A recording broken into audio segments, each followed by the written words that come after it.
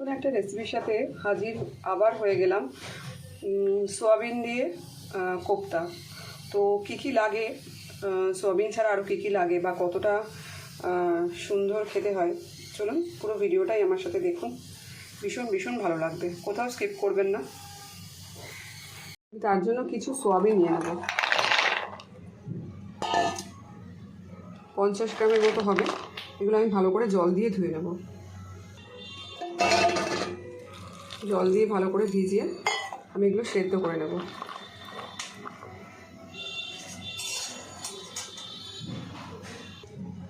তার জন্য আমি গ্যাসে একটা কড়া বসিয়ে দিয়েছি। কড়াতে কিছুটা জল দিয়ে দেবো, গরমও হয়ে গেছে। সয়াবিনগুলো দিয়ে দেবো।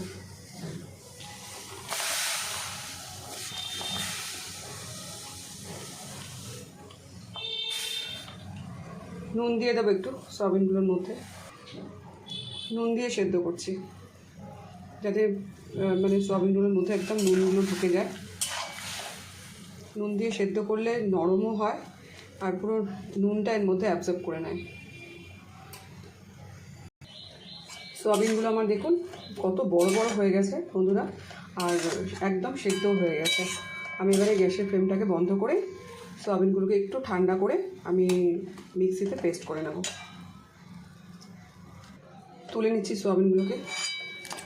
একটা বাটিতে জল নিয়েছি, ঠান্ডা জল, তার মধ্যে দিয়ে দিচ্ছি যাতে খুব তাড়াতাড়ি ঠান্ডা হয়ে যায়।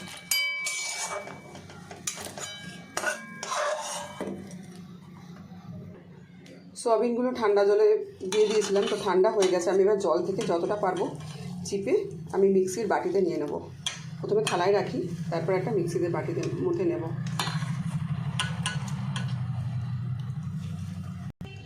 জল চিপে নিয়েছি, এবার মিক্সির বাটিতে আমি নিয়ে নিচ্ছি সয়াবিনগুলোকে।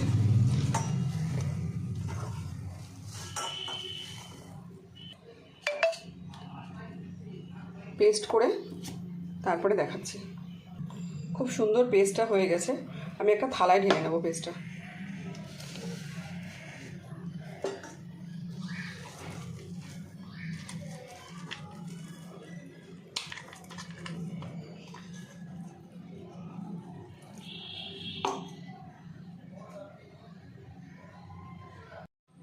সোয়াবিনটা পেস্ট, তার সাথে আমি একটা আলু সিদ্ধ করে নিয়েছিলাম, সেটা আমি গ্রেট করে দিয়ে দেবো।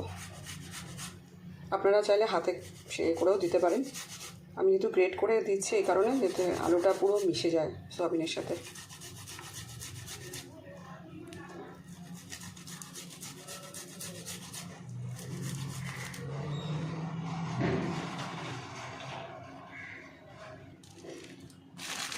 বাইন্ড করার জন্য আমি এখানে 2 চামচ বেসন নিয়ে নিলাম।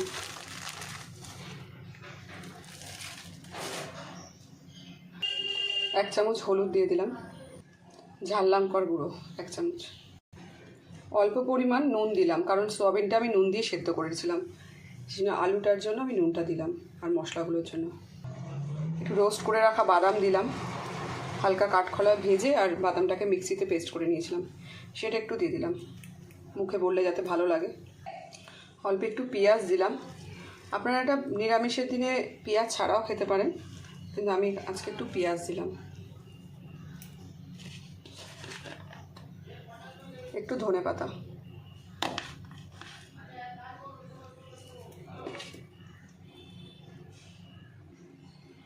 একটু গরম মশলা দিয়ে দিলাম। স্বাদের ব্যালেন্সটাকে ঠিক রাখার জন্য আমি একটু সামান্য মিষ্টি দিলাম। হাতের সাহায্যে খুব সুন্দর করে এটাকে মেখে নেব আমি সব কিছু দিয়ে।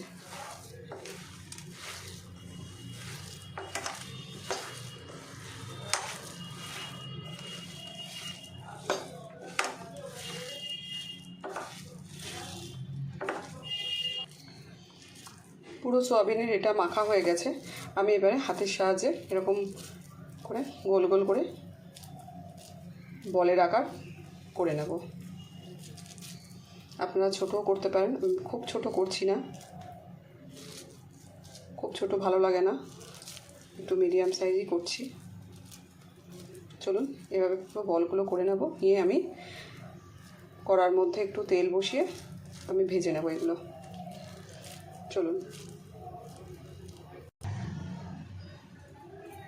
কড়াতে কিছুটা সাদা তেল দিয়ে দেবো কোপ্তাগুলোকে ভাজার জন্য।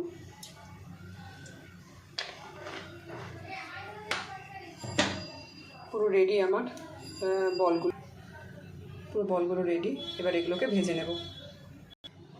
তেলটা গরম হয়ে গেছে, আমি একে একে সয়াবিনের বলগুলোকে ছেড়ে দেবো।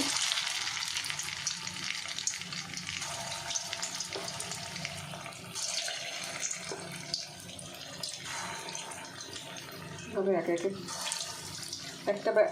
একবার হবে না, দুবারে ভেজে নেবো এগুলো।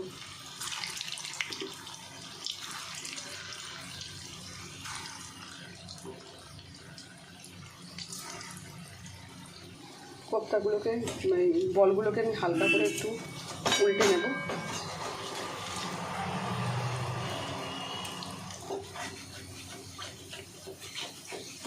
খুব সুন্দর দেখুন লাল লাল হয়েছে।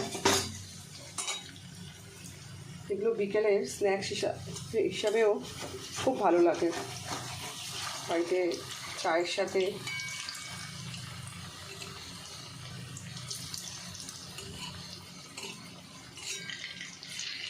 কতটা সুন্দর লাল লাল হয়েছে।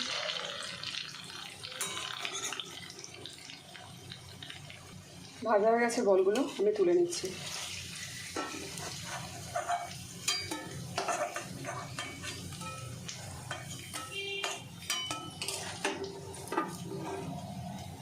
পরের বলগুলোও দিয়ে দিয়েছি ভাজার জন্য, একটু ভাজা হয়ে গেলেই আমি তুলে নিচ্ছি।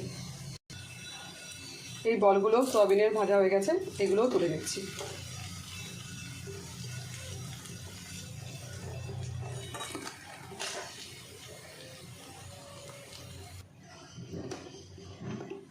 ওর মধ্যে আমি কিছুটা আলু দেবো, তাই ডুমো ডুমো করে আলু নুন দিয়ে দিলাম, সামান্য একটু হলুদ। আলুগুলোকে বেশ লাল লাল করে ভেজে নেবো। আলুগুলো যাতে সেদ্ধ হয়ে যায় তার জন্য আমি ঢাকা দিয়ে দেবো।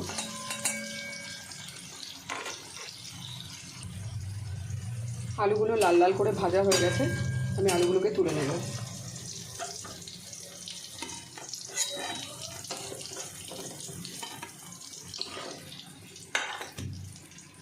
ওই তেলের মধ্যে তেজপাতা আর একটা শুকনো লঙ্কা দিয়ে দিলাম, কিছু কুচানো পেঁয়াজ দিয়ে দিলাম,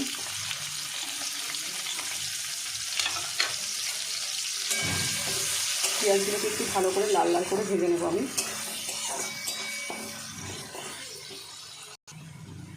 পরিমাণ মতো নুন দিয়ে দিলাম। পেঁয়াজগুলো বেশ লাল লাল করে দেখুন ভাজা হয়ে গেছে। আমি এবারে 1 চামচ আদা রসুনের পেস্ট দিয়ে দেবো। 1 চামচ আদা রসুনের পেস্ট দিয়ে দিলাম। এটাকে একটু নেড়ে নেব পেঁয়াজের সাথে।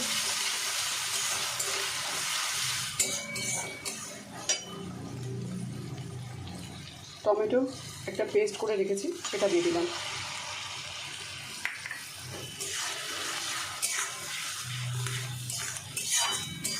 কাঁচা গন্ধটা একটু চলে যাক, তারপরে আমি একে একে সব গুঁড়ো মশলাগুলো দিয়ে দেবো। 1 চামচ হলুদ গুঁড়ো দিয়ে দিলাম, ঝাল লঙ্কার গুঁড়ো 1 চামচ, জিরে গুঁড়ো 1 চামচের মতো দিয়ে দিলাম, 1 চামচ কাশ্মীরি লঙ্কার গুঁড়ো। সব মশলাগুলো ভালো করে কষিয়ে নেব।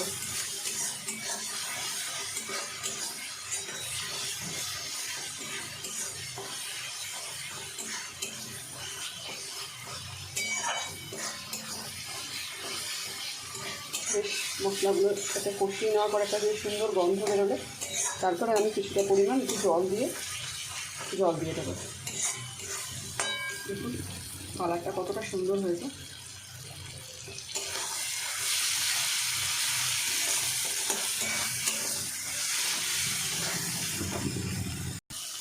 ভালো করে কষানো হয়ে গেছে, মশলা থেকে তেল ছাড়তে শুরু করেছে। গ্যাসের ফ্লেমটাকে একদম কম করে আমি একটু টক দই দিয়ে দিলাম দেখানো। গ্যাসের ফ্লেমটা কম করলাম এই কারণে যাতে দইটা খেতে না যায়।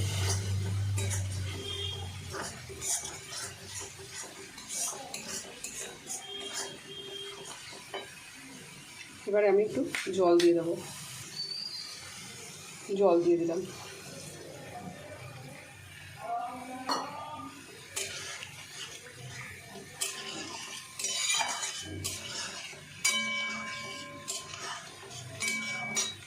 ভেজে রাখা আলুগুলোই এর মধ্যে দিয়ে দেবো, ঝোলটার মধ্যে।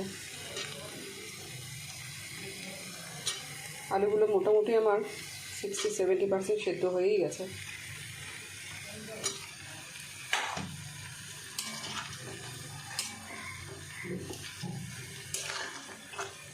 কালারটা দেখুন একটু।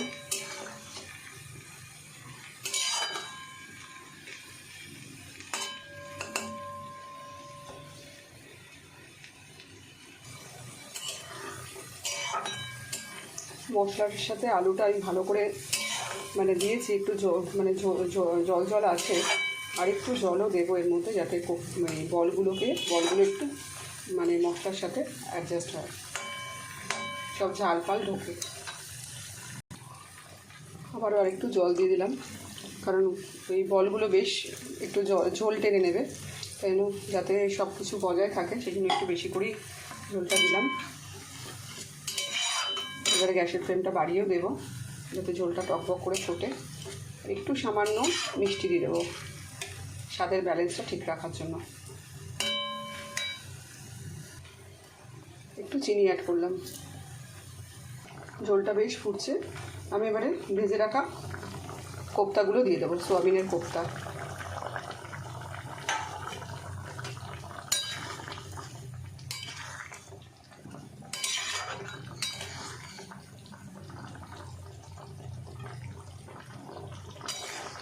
পুরো সোয়াবিনের কোপ্তাটা পুরো মাংসের মতোই রান্না করেছি। এরকম সোয়াবিন অ্যাকচুয়ালি অনেকে মাংসের মতোই রান্না করে খায়, খুব ভালো লাগে, বাচ্চাদের তো ভীষণ প্রিয়। তো এরকমভাবে রান্না করে বাড়িতে দিলে ভীষণ তারা তৃপ্তি করে খাবে। আর এটা দিয়ে আপনার পরোটা, রুটি, ফ্রাইড রাইস, পোলাও সবই যাবে এই কোপ্তাটার সাথে। একটু ফুটুক, তারপরে একটু ধনেপাতা দিয়ে দেবো। একটু ধনেপাতা দিয়ে দিলাম ওপর থেকে। রান্নাটা মোটামুটি আমার রেডি। আমি একটু গরম মশলা দেব, দিয়ে নামিয়ে নেব।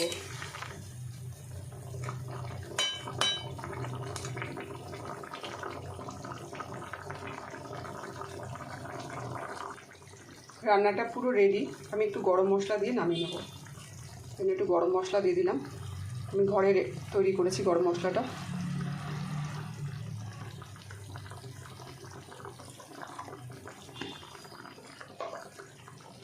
গ্যাসের ফ্লেমটা বন্ধ করে দিচ্ছি, আর আমি একটা থালায় ঢেলে দেখাচ্ছি যে কতটা সুন্দর হয়েছে কোপ্তাটা।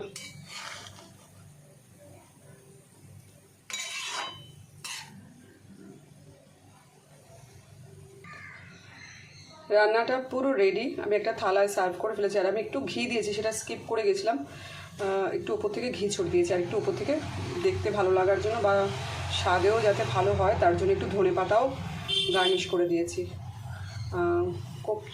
সোয়াবিনের কোপ্তা রেসিপিটা যদি ভালো লাগে, ফেসবুক থেকে যদি দেখে থাকেন তাহলে একটা লাইক অতি অবশ্য করে দেবেন। আর যদি ইউটিউব থেকে দেখে থাকেন তাহলে ইউটিউবের পেজটাকেও আমার সাবস্ক্রাইব করে দেবেন। আর অনেক করে শেয়ার করে দেবেন, যাতে আরও অনেকের কাছে পৌঁছে যায় আমার এই রান্নাগুলো। নমস্কার বন্ধুরা, আবার একটা নতুন কোনো ভিডিও নিয়ে আপনাদের সামনে আসবো। নমস্কার।